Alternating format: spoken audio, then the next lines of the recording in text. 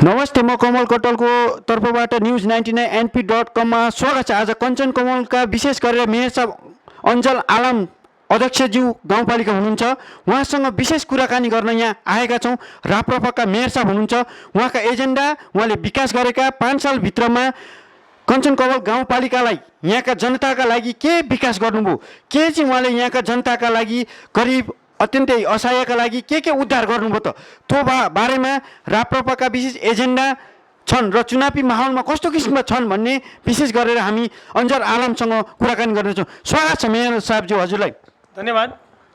विशेष गरेर हजुरको केस कञ्चन कमलमा हजुरले अहिले मेयर हुनुहुन्छ, त्यो भएअनुसार जस्तो अरू ठाउँमा भएअनुसार हजुरले कतिको यहाँ क्रान्तिका रूपमा अर्थात् कतिको समृद्धिको विकास गरेर लानुभएको छ? धन्यवाद।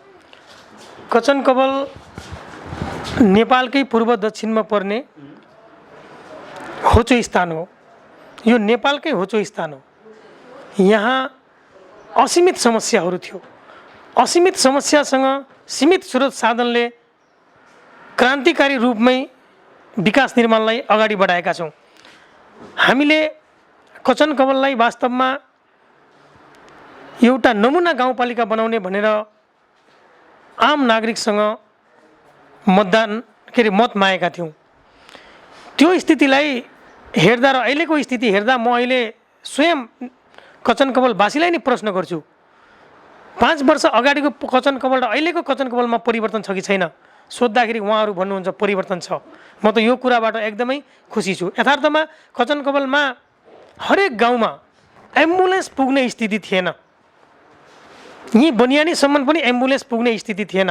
अहिले आएर हरेक गाउँ बस्ती टोलमा हामीले एम्बुलेन्स मात्र होइन, सिटी बाइकदेखि लिएर टेम्पो रिक्सादेखि लिएर हरेक गाडीहरू गाउँ गाउँमा पुग्ने अवस्था छ। त्यो कारणले यातायातको सवालमा कञ्चन कमलको जुन अवस्था थियो अहिले त्यो एकदमै सुधार छ भने शिक्षाको सवालमा पनि यहाँ धेरै नै सुधार हामीले गरेका छौँ। शिक्षामा हामीले बाल क्लासहरू, नमुना बाल क्लास सञ्चालन गरेका छौँ र हामीले प्राविधिक शिक्षा पनि सञ्चालन गरेका छौँ।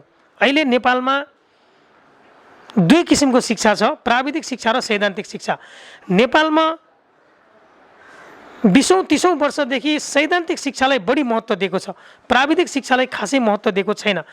सैद्धान्तिक शिक्षालाई महत्त्व दिएको कारणले यहाँ बेरोजगार उत्पादन भएको छ र हामीले त्यसैलाई मध्यनजर गरेर हामीले प्राविधिक शिक्षालाई जोड दिएका छौँ। अहिले हामी कृषि प्राविधिक विद्यालय पनि स्थापना गरेका छौँ, नमुना बाल क्लास स्थापना गरेका छौँ, हामीले नमुना माविहरू सञ्चालन गरेका छौँ र हरेक स्कुलमा अहिलेको समय अनुकूल यो इन्टरनेटको युगमा, अनलाइनको युगमा, डिजिटल युगमा हामी धेरै नै पछाडि थियौँ र अहिले हामीले कञ्चन कमललाई डिजिटल कञ्चन कमल बनाउने पनि उद्देश्य रहेको छ। त्यसमा हामीले हरेक माविमा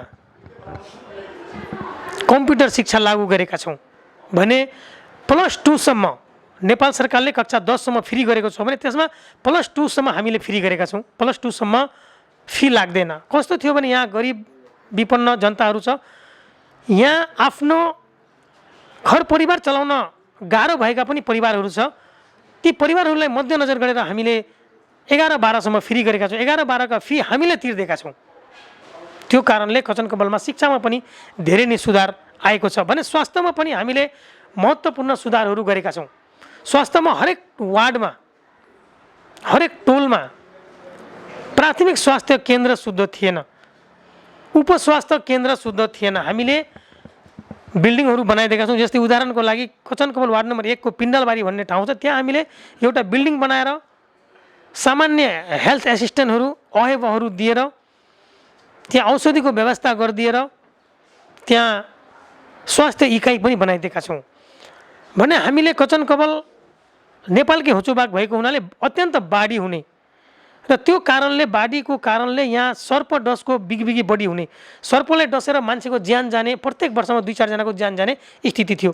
त्यो कुरा 20औं-30औं वर्ष अगाडिदेखि चलिआएको मान्छेको ज्यान सर्पको डसाइले जाने, यो कुरा अहिलेसम्मको कुनै सरकारले यसमा ध्यान दिएन। हामीले यो तुरुन्तै यसको समाधान हुनुपर्छ भनेर हामीले तत्काल त्यसको प्रक्रिया अगाडि बढाएर अहिले हामी सर्पदंश केन्द्र पनि राखेका छौँ र त्यहाँबाट करिब 200 भन्दा बढी मान्छेको सर्पले डसेका मान्छेको ज्यान बचाएका छौँ भने हामीले स्वास्थ्यमा अहिले आएर भर्खरै 18 शैय्या 15 शैय्याको हस्पिटल पनि निर्माण भइरहेको छ, जसमा काम सुरु भएको छ भने यातायातका अन्य हामीले धेरै पुल कल्भर्टदेखि लिएर बाटाघाटा पिचदेखि लिएर ग्रेभल कुनै यस्तो ठाउँ अब मलाई लाग्छ छैन जहाँ ग्रेभल भएको छैन। त्यो कारणले यातायातमा पनि धेरै सुधार छ। र थप कुरा मैले अघि पर्यटनको विषयमा अलिकति जोड्न चाहन्छु। अघि पनि मैले पर्यटनलाई को कुरा गरेँ। पर्यटन विकासमा पनि हामीले महत्त्वपूर्ण भूमिका खेलिरहेका छौँ।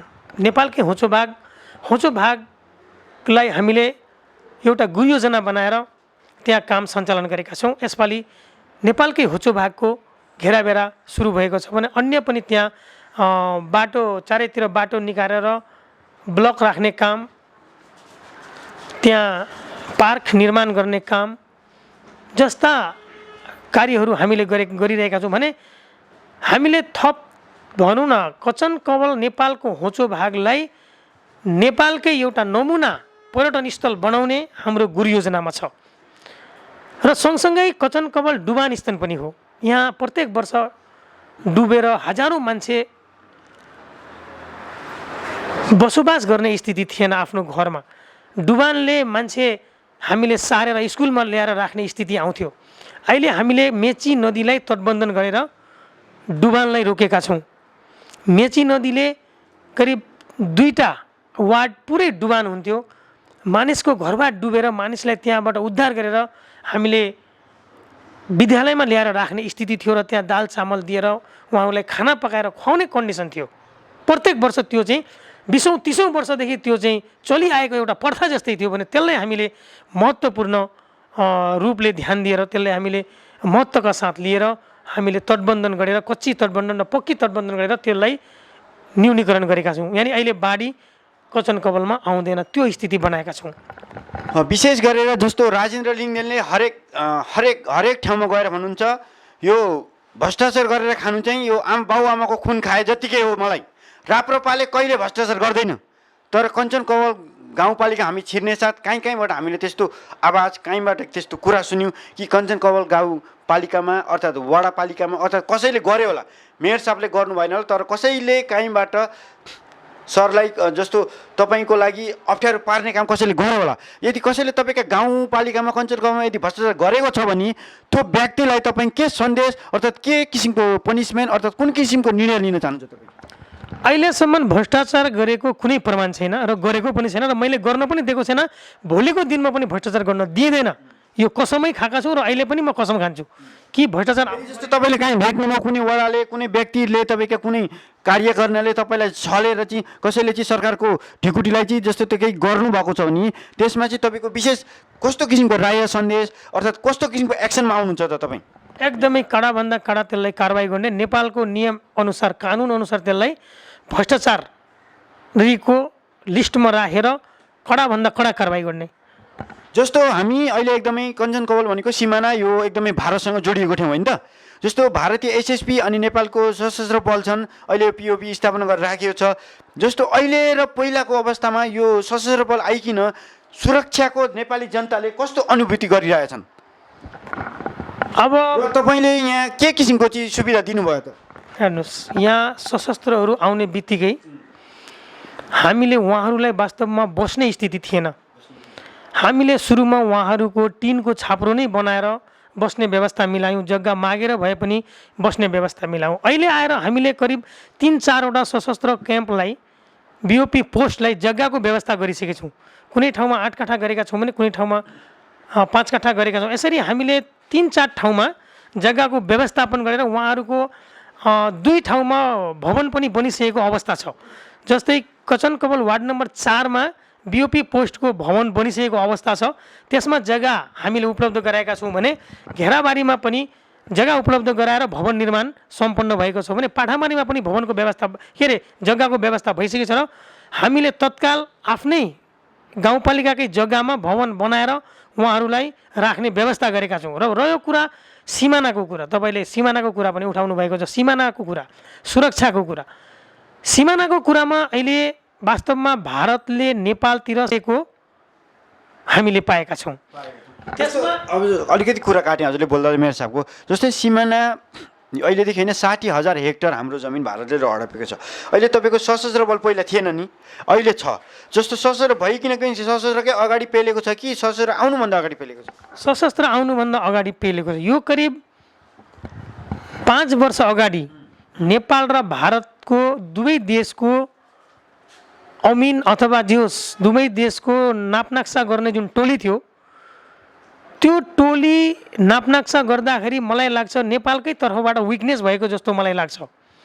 किनकि त्यतिखेर अहिले पनि नेपाल सरकारले 2052 सालमा दिएको ध्वनि पूर्जा, 52 सालको जुन सर्वे नापी भयो, त्यो सर्वे नापीबाट पाएका ध्वनि पूर्जा भएका व्यक्तिहरूको जग्गामा अहिले पनि खेती छ, गहुँ के अरे मकै खेती छ। मकै खेती उहाँहरूले गर्दै गरेको अवस्थामा पनि त्यो जग्गा भारतमा परेको, भारतीयले आएर नेपालतिर सीमा गाडेको हामीसँग प्रमाणसहित छ। त्यसमा कञ्चनकमल वार्ड नम्बर 4 मै धेरै प्रमाण हुनु छ। 20-30 जनाको जग्गा भारतीय तिर गएको कुरा अहिलेको पिलरले देखिन्छ। जुन पुरानो पिलर थियो, जङ्गे पिलर थियो, जङ्गे पिलर धेरै पूर्व छ र अहिले जुन नयाँ पिलर लगभग यो 73-74 को दरमियानमा नयाँ पिलर गाडेको छ, त्यो चाहिँ एकदम नेपालभित्र ल्याएर गाडेको हामीले पाएका छौँ। जस्तो विश्वमा सबै देशमा सिमाना जोडिएका छन् नि, भारतको अर्को देशसँग जोडिएको छ, चाइनाको अरू देशसँग छ, तर बर्डरको सिमाना छ, कहिले पनि कहीँ कहाँ सर्दैनन् होइन। तर भारतकैले मान्छेहरूले चाहिँ नेपालतिर सिमाना सारेर ल्याउँदा यो देशमै मात्र ल्याउनुको थोरै कारण हेपेर हो या कमजोरी हो नेपाल भएर हो या नेपालकै जनताहरूमा लाचार भएर हो या नेपालको प्रशासन लाचार भयो या सरकार लाचार भयो? तपाईँ त प्रत्यक्ष यहाँ भोग्नु भएको छ नि। थोरै नेपाली, सम्पूर्ण 3 करोड नेपालीले जान्न चाहन्छन् कि नेपाली जनतामा शास्ति र यो दुःख भारतीयहरूले अर्थात् सिमाना उनीहरूको जग्गा जमिन हडपेर लानुको मेन एजेन्डा कारण के हो? उनीहरूले हेपेर हो, कमजोरी देखेर हो, या हाम्रा जस्तै मेयर हुनुहुन्छ, वडाध्यक्ष हुनुहुन्छ, हाम्रो प्रशासन छ, कसको कमजोरी हो विशेष गरेर? यो खास गरेर भारत र नेपालको जुन सीमा सम्बन्धी नापजाँच गर्ने टोली छ र यसमा निगरानी गर्ने, अनुगमन गर्ने, निरीक्षण गर्ने जुन सेन्टर कमिटी छ, त्यो सेन्टर कमिटीको महत्त्वपूर्ण कमजोरी मैले महसुस गरेको छु। किनभने जब नाप नक्सा जुन बेला पिलर गाड्ने विषय थियो, पिलर गाडिरहेको थियो, पिलरको लागि नापजोक गरिरहेको, त्यतिखेर दुवै देशका त्यहाँ मानिस थियो। यानि प्रत्यक्ष त्यहाँ भनौँ न भारतको पनि प्रतिनिधि थियो भने नेपालको पनि प्रतिनिधि थियो भने भारत र नेपालको प्रतिनिधि भएकै अवस्थामा त्यो पिलर गाडेको हो। यो होइन कि उहाँहरू एक्लै आएर पिलर गाडेको छ। जब भारत र नेपाल दुवै तर्फको उपस्थितिमा पिलर गाडेको छ भने नेपाल सरकारकै विकनेस हो त्यो। किनकि नेपाल सरकारले त्यतिखेर यो जङ्गे पिलर सिमाना हो कि जङ्गे पिलरभन्दा भित्र पनि सिमाना हो त, यो चाहिँ के कति कारणले चाहिँ नेपालको नागरिकसँग ध्वनि पूर्जा हुँदाहुँदै 52 सालको सर्पट नापी गर्दै पनि भारतीय पिलर किन नेपालमा आयो भन्ने कुराको त नापजाँच, अनुगमन, निरीक्षण, मूल्याङ्कन, त्यसको यथार्थता नेपाल सरकारले जिम्मा लिनुपर्छ।